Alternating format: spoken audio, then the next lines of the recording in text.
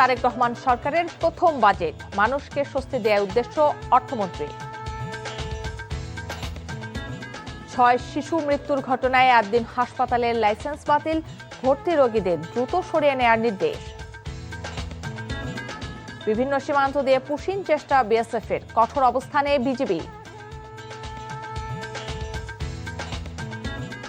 সিলেটের টিলা কাটার মহোৎসব, 20,000 মানুষের ঝুঁকিপূর্ণ বসবাস, ভূমিধসে ঘটছে প্রাণহানি।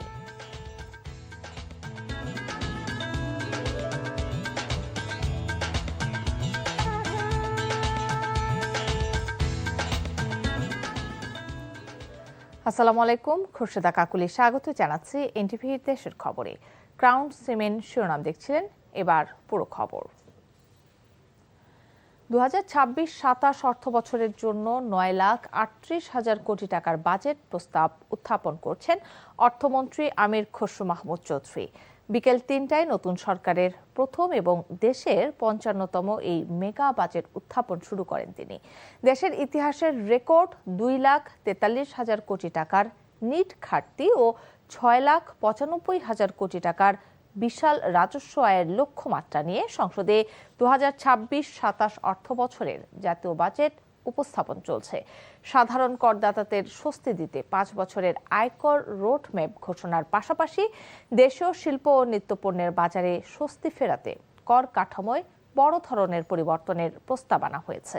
অর্থনৈতিক গণতান্ত্রিকীকরণ ও বিকেন্দ্রীকরণের উপর বিশেষ জোর দেওয়ার পাশাপাশি অবকাঠামো, শিক্ষা, স্বাস্থ্য ও মানব সম্পদ উন্নয়নকে সর্বোচ্চ অগ্রাধিকার দেয়া হচ্ছে। একই সঙ্গে মূল্যস্ফীতির চাপ থেকে সাধারণ মানুষকে স্বস্তি দিতে এবং দেশীয় শিল্প সুরক্ষায় কর কাঠামোয় বড় ধরনের পরিবর্তন আনা হচ্ছে এই মহাপরিকল্পনায়। এর আগে মন্ত্রিপরিষদ বাজেট অনুমোদন দেয়। এবারের বাজেটে দাম বাড়তে পারে সিগারেট ও নিকোটিনজাত পণ্য, অ্যালকোহল, আমদানিকৃত কাজু বাদাম, হিমায়িত মাছ, বিলাসবহুল গাড়ি, বিদেশি লাইটার, রড ও নির্মাণ সামগ্রী। এছাড়া দাম কমতে পারে চাল, ডাল, ভোজ্য তেল, লবণ, চিনি, শিশু খাদ্য, কিডনি ডায়ালাইসিস ফিল্টার, হৃদরোগ চিকিৎসায় ব্যবহৃত স্ট্যান্ড, ক্যান্সারের ওষুধ ও বিভিন্ন ধরনের ওষুধের কাঁচামাল। অগ্রাধিকার হচ্ছে ব্যাংক ও আর্থিক খাতে শৃঙ্খলা আনয়নের মাধ্যমে এই খাতের প্রতি আস্থা পুনঃপ্রতিষ্ঠা, মূল্যস্ফীতি নিয়ন্ত্রণের লক্ষ্যে মুদ্রাস্ফীতি ও রাজস্ব নীতির কার্যকর সমন্বয়ের মাধ্যমে বাজারে অর্থ সরবরাহ নিয়ন্ত্রিত রাখা হবে। বাজেট বিষয়ে আরো জানতে যাচ্ছি সংসদ ভবন এলাকায়, সেখানে আছেন senior correspondent Niamul Aziz Sadek. Sadek, budget প্রস্তাবনার সবশেষ খবর আপনার কাছে কি আছে জানাবেন আমাদের। কিছুক্ষণ আগে আমি এখানে অবস্থান করছিলাম এবং দেখছিলাম আপনি যে কথাগুলো বলছিলেন এই বাজেট প্রস্তাবনা, যেটি কিছুক্ষণ আগে বিরতি ছিল, এখন আবার নতুন করে সেটি শুরু হয়েছে। বাজেট যে পাশ করার বাজেট যে প্রস্তাবনাটি সেটি পড়া আমরা দেখেছি, সেখানে রয়েছে বিশেষ করে এবার আয়করের ক্ষেত্রে আমরা দেখেছি বড় ধরনের একটি পরিবর্তন। ব্যক্তি পর্যায়ের আয়কর যেটি 3,50,000 টাকা ছিল সেটি 3,75,000 টাকা করা হয়েছে। একই সাথে সারা বছর রিটার্ন দেওয়ার বিষয়টি যুক্ত করা হয়েছে।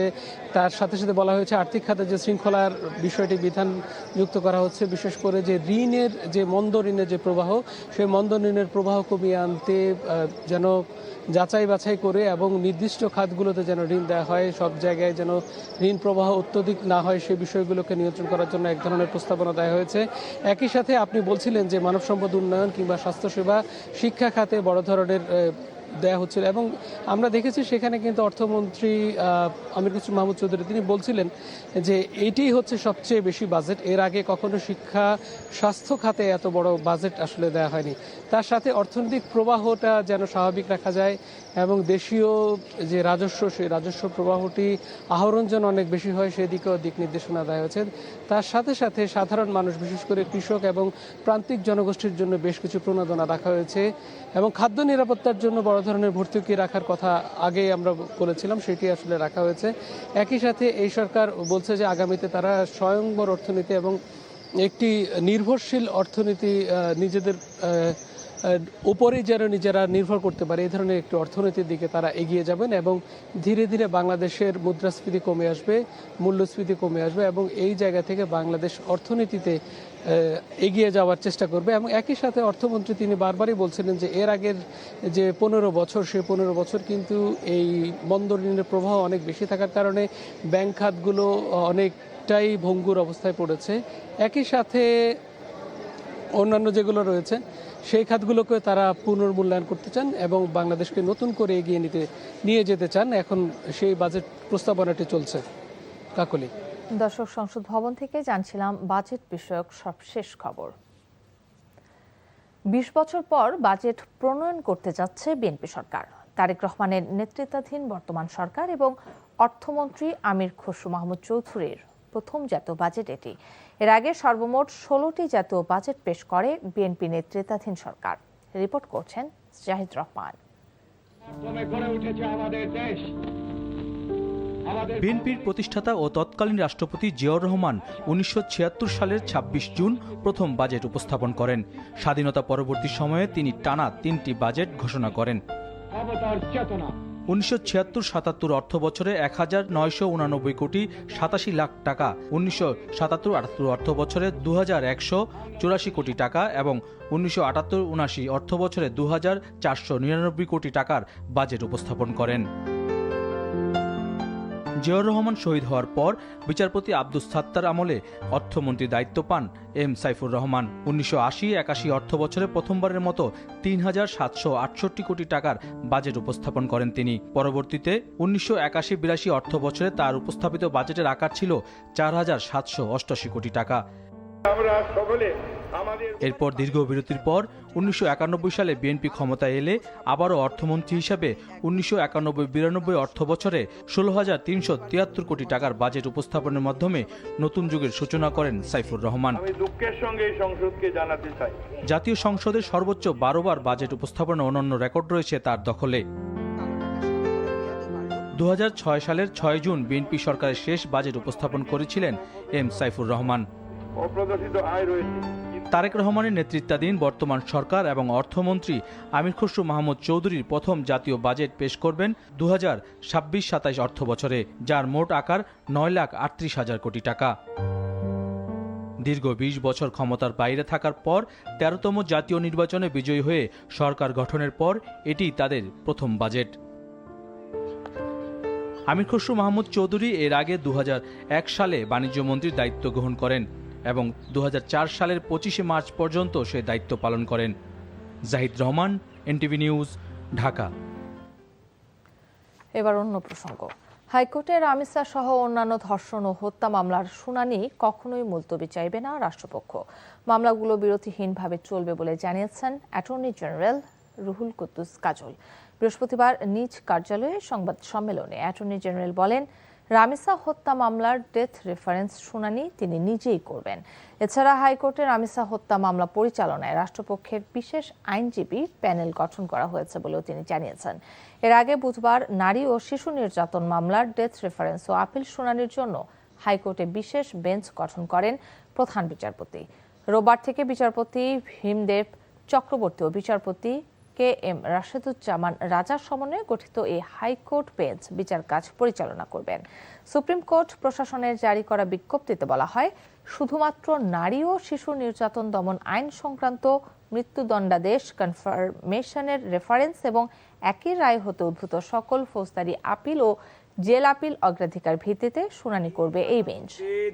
যে কোনো মামলা, যে মামলায় আসবে না কেন, সেই মামলার শুনানি করার জন্যই রাষ্ট্রের পক্ষে অ্যাটর্নি জেনারেলের অফিস শুক্রবার এবং শনিবারের মধ্যে প্রয়োজনীয় প্রস্তুতি গ্রহণ করবে, যেন কোনো কারণে কোনো মামলার শুনানির ক্ষেত্রে কোনো বিলম্ব না ঘটে। চট্টগ্রামের বাকুলিয়ায় 4 বছরের শিশুকে ধর্ষণের মামলার আসামি মনির হোসেনের বিরুদ্ধে দ্বিতীয় দিনের সাক্ষ্য গ্রহণ শেষ হয়েছে। মোট 6 জনের সাক্ষ্য নেওয়া হয়। সকালে চট্টগ্রামের শিশু সহিংসতা দমন ট্রাইব্যুনালের বিচারক সৈয়দা হাফসা ঝুমার আদালতে এ মামলার একমাত্র আসামি মনিরের উপস্থিতিতে দ্বিতীয় দিনের সাক্ষ্য গ্রহণ শুরু হয়। ভিকটিম শিশুর মা ও খালা সহ 6 জনের সাক্ষ্য গ্রহণ করে আদালত। এর আগে প্রথম দিন আসামি মনির হোসেনের বিরুদ্ধে সাক্ষ্য দিয়েছেন মামলার বাদী মেহেদী হাসান ও নানি কোহিনুর আক্তার, প্রত্যক্ষদর্শী সহ 9 জন। এ মামলায় মোট 22 জন সাক্ষী রয়েছেন। এর আগে গত সোমবার পুলিশের দাখিল করা চার্জশিট গ্রহণ করেছে আদালত। রাজধানীর মগবাজারের আদ্দিন মেডিকেল কলেজ হাসপাতালে 6 নবজাতকের অস্বাভাবিক মৃত্যুর ঘটনায় প্রতিষ্ঠানটির লাইসেন্স বাতিল করা হয়েছে।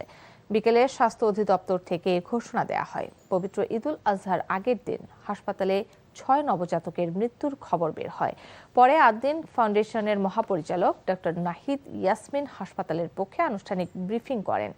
ঘটনাটি দেশজুড়ে আলোচনার ঝড় তোলে। পরে 7 জুন হাসপাতালটির পক্ষে সুপ্রিম কোর্টের সিনিয়র আইনজীবী শিশির মনিন জানান, 6 শিশু মৃত্যুর ঘটনায় প্রত্যেক শিশুর পরিবারকে 80 লাখ টাকা করে ক্ষতিপূরণ দেওয়ার সিদ্ধান্ত নিয়েছে প্রতিষ্ঠানটি।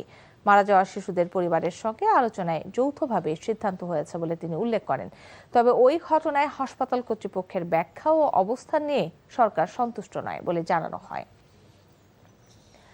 দেশের বিভিন্ন সীমান্ত দিয়ে ভারতীয় সীমান্তরক্ষী বাহিনী বিএসএফ এর পুশিন চেষ্টা ঠেকাতে কঠোর অবস্থানে রয়েছে বর্ডার গার্ড বাংলাদেশ বিজিবি। নওগাঁর সাপাহার উপজেলার কলমুডাঙ্গা সীমান্তে বিজিবির টহল আরও জোরদার করা হয়েছে। যে কোনো পরিস্থিতি মোকাবিলায় ও পুশিন ঠেকাতে বিজিবি প্রস্তুত আছে। পুশিনকে কেন্দ্র করে নওগাঁর সীমান্ত এলাকায় লোকজনের মধ্যে যে আতঙ্ক কাজ করছিল তাও এখন স্বাভাবিক হতে শুরু করেছে জানায় বিজিবি। এদিকে জামালপুরের বকশীগঞ্জ সীমান্তে পুশিন করা বৃদ্ধের পরিচয় মিলেছে। সকালে আটককৃত বৃদ্ধকে বকশীগঞ্জ থানায় হস্তান্তর করেছে বিজিবি। ওই বৃদ্ধ রাজশাহীর গোদাগাড়ী উপজেলার চান্দোলাই এলাকার বাবু চন্দ্র বর্মনের ছেলে। সে গত 2 মাস ধরে বাড়ি থেকে নিখোঁজ ছিল। আইনি প্রক্রিয়ার মাধ্যমে তাকে পরিবারের কাছে হস্তান্তর করা হবে বলে জানিয়েছে পুলিশ। অন্যদিকে ব্রাহ্মণবাড়িয়ার সীমান্ত এলাকায় সতর্ক অবস্থানে রয়েছে বিজিবি। অবৈধ অনুপ্রবেশ ঠেকাতে জনসচেতনতা বৃদ্ধি সহ নানা পদক্ষেপ নেওয়া হয়েছে। গত 3 দশকে সিলেটের প্রায় 50% টিলা কেটে সাবার করা হয়েছে। রাজনৈতিক প্রভাব আর প্রশাসনের উদাসীনতায় থামানো যাচ্ছে না পরিবেশ বিধ্বংসী এমন কার্যক্রম। টিলা কাটায় ঢাল হিসেবে ব্যবহৃত হচ্ছে ভূমিহীন সাধারণ মানুষ। সিলেট থেকে সজল ছত্রীর প্রতিবেদন, ছবি তুলেছেন আনিস রহমান। সিলেট মহানগরী, শহরতলি কিংবা গ্রামাঞ্চল সব জায়গায় একযোগে চলছে টিলা কাটা। আর এই টিলা কাটায় ঢাল হিসেবে ব্যবহার হচ্ছেন ভূমিহীন সাধারণ মানুষ। অল্প টাকায় জমি দিয়ে তাদের অনেকটা বাধ্য করা হচ্ছে কাটা টিলার নিচে ঝুঁকিপূর্ণ বসবাসে। সিলেট জেলাতেই এমন ঝুঁকিপূর্ণ বসবাস করছেন অন্তত 20,000 মানুষ। বর্ষা মৌসুমে ভূমিধসে প্রাণ যাচ্ছে ঘুমন্ত মানুষের। পাওয়ার দেখায়, তারা পাওয়ার দেখাই মনে করে কাটিলা কাটিয়া রাখি দে। তো অল্প টাকার কারণে রাতে এই 500 টাকা, 300 টাকা, 400 টাকা রুজে রাতে গিয়া মাটি কাটে, আবার ওর পরিবার লইয়াও থাকে ওই জায়গায়। পরিবেশ দূষণে মানুষ আইরা কইরা যে আমরা বিপদ আছে, আমরা রিস্ক আছে, তারপর আমরা বিনিময়ে তাকরাম খেয়ে আমরা তো যাওয়ার জায়গা নাই ভাই। শাহজালাল বিজ্ঞান ও প্রযুক্তি বিশ্ববিদ্যালয়ের একটি ভূতাত্ত্বিক জরিপের তথ্য অনুযায়ী গত 17 বছরে সিলেটের 5 উপজেলায় কাটা হয়েছে 460টি টিলা। প্রশাসনের রুটিন অভিযানে এমন পরিবেশ বিধ্বংসী কার্যক্রম থামানো প্রায় অসম্ভব বলছেন পরিবেশ কর্মীরা। উদ্বেগ জানিয়েছেন স্থানীয় জনপ্রতিনিধিরাও। অতীতে আওয়ামী লীগের ছত্রছায়ায় আওয়ামী লীগের নাম ব্যবহার হয়েছিল, আবার বর্তমানে যারা কাটছেন তারা বর্তমান সরকারের নাম ব্যবহার করছেন, এবং আসলেই এগুলোর পিছনে যারা আছেন তারা কোনো না কোনোভাবে রাজনৈতিক পদ পদবি তাদের আছে। আমরা লোকাল প্রতিনিধিকে কনসার্ন করেছি যাতে কেউ পাহাড় টিলা না কাটে। লোকাল প্রশাসনগুলো এগুলো দেখছে, তার মধ্যে অনেক সময় ফাঁক দিয়ে অনেক পাহাড় টিলা দোষ, তো সেটার জন্য আমরা কাজ করছি। আমরা ইতিমধ্যে সিভিল প্রশাসন এবং পুলিশ প্রশাসনের সাথে কথা বলেছি, তারাও বলছে ব্যাপারটিকে একটু গুরুত্ব সহকারে দেখবে। প্রতি বছরই বাড়ছে পাহাড় টিলা কাটার প্রবণতা। বিপরীতে হচ্ছে কিছু মামলা আর গদবাঁধা জরিমানা। তবে কাটা টিলা কিংবা ভূমিহীন মানুষ, কোনো সঠিক পরিসংখ্যানই নেই প্রশাসনের কাছে। সজল ছত্রী, এনটিভি নিউজ, সিলেট। গণভোটের রায় বাস্তবায়ন, জনদুর্ভোগ নিরসন ও দ্রব্যমূল্য নিয়ন্ত্রণের দাবিতে 13 জুন চট্টগ্রামে অনুষ্ঠিত হবে 11 দলীয় জোটের বিভাগীয় সমাবেশ। সকালে নগরের মহানগর জামায়াত ইসলামীর কার্যালয়ে এক সংবাদ সম্মেলনে দলটির কেন্দ্রীয় সহকারী সেক্রেটারি জেনারেল মোহাম্মদ শাহজাহান অভিযোগের তথ্য নিশ্চিত করেন। তিনি অভিযোগ করেন, বর্তমান সরকার ক্ষমতায় আসার 100 দিনের বেশি সময় পার হলেও প্রত্যাশিত সংস্কার কার্যক্রমে দৃশ্যমান অগ্রগতি নেই। সরকার গণভোটের গণরায় ও জুলাই আন্দোলনের চেতনাকে উপেক্ষা করছে। এ সময় তিনি 13 জুনের বিভাগীয় সমাবেশ সফল করতে সবার প্রতি আহ্বান জানান। নারায়ণগঞ্জের বন্দরের মদনপুরে একটি ফ্ল্যাট বাসায় গ্যাস লিকেজ থেকে বিস্ফোরণে একই পরিবারের 4 জন সহ 5 জন দগ্ধ হয়েছেন। পুলিশ জানায় সকাল 6:30টার দিকে ওই বাড়ির গ্যাস লিকেজ থেকে বিস্ফোরণ হয়। পরে প্রতিবেশীরা এসে আহতদের উদ্ধার করে হাসপাতালে নিয়ে যায়। দগ্ধরা হলেন গৃহকর্তা মান্নান, তার স্ত্রী সুলতানা, ছেলে সিয়াম ও শিশুকন্যা মিম এবং পথচারী শিশু আলী। এদের মধ্যে সুলতানার শরীরের 90%, সিয়ামের 77%, গৃহকর্তা মান্নানের 30%, মেয়ে মিম এর 41% দগ্ধ হয়েছে। Narayanganj fire service and civil defence zone 2 এর উপসহকারী পরিচালক ওসমান গনি জানায়, ওই ফ্ল্যাটে গ্যাস সিলিন্ডার ও তিতাস গ্যাস লাইন দুটোই ছিল। গ্যাস না থাকলে সিলিন্ডার ব্যবহার করতে বাড়ির সবাই। সকালে চুলা জ্বালাতে গেলে বিস্ফোরণ হয়। বৈষম্য বিরোধী ছাত্র আন্দোলনের হবিগঞ্জ জেলা শাখার সদস্য সচিব মাহাদি হাসানের উপর দুর্বৃত্তদের হামলার অভিযোগ উঠেছে। তাকে হবিগঞ্জ সদর আধুনিক হাসপাতালে ভর্তি করা হয়েছে। বৈষম্য বিরোধী ছাত্র আন্দোলনের নেতা কর্মীরা জানান, সম্প্রতি তার উপর হামলার চেষ্টার সিসিটিভি ফুটেজ যাচাইয়ের জন্য জেলা প্রশাসকের কার্যালয়ে দুপুরে লিখিত আবেদন করেন মাহদি। ফেরার পথে কার্যালয়ের প্রাঙ্গণে দুর্বৃত্তরা তার গতিরোধ করে মারধর করে। পরে আহত অবস্থায় স্থানীয়রা মাহদিকে উদ্ধার করে হবিগঞ্জ সদর হাসপাতালে নিয়ে যায়। সম্প্রতি ফেসবুকে লাইভে এসে তার উপর ছাত্রদল নেতাকর্মীদের হামলা চেষ্টার অভিযোগ তুলেন মাহদি হাসান।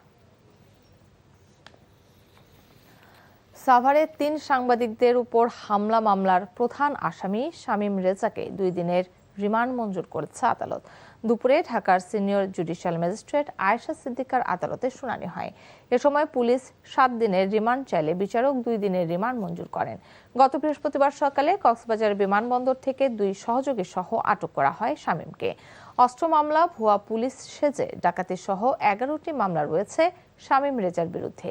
এর আগে শামীমকে গ্রেফতারের ব্যর্থতার দায়ে স্বরাষ্ট্র মন্ত্রণালয়ের নির্দেশে সাভার মডেল থানার ভারপ্রাপ্ত কর্মকর্তা আরমান আলী সহ প্রত্যাহার করা হয় 4 পুলিশ কর্মকর্তাকে।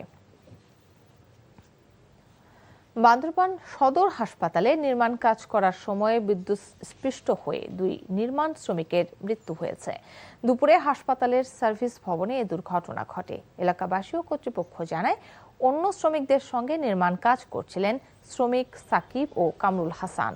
এক পর্যায়ে ভবনের পাশে বৈদ্যুতিক মেইন তারের সাথে লোহার অ্যাঙ্গেলের সংস্পর্শ হলে বিদ্যুৎ স্পৃষ্ট হয়ে মারা যান সাকিব ও কামরুল। খবর পেয়ে ঘটনাস্থলে উপস্থিত হয় পুলিশ ও ফায়ার সার্ভিস। মৃত 2 শ্রমিকের বাড়ি ভোলার চরফ্যাশন উপজেলায়।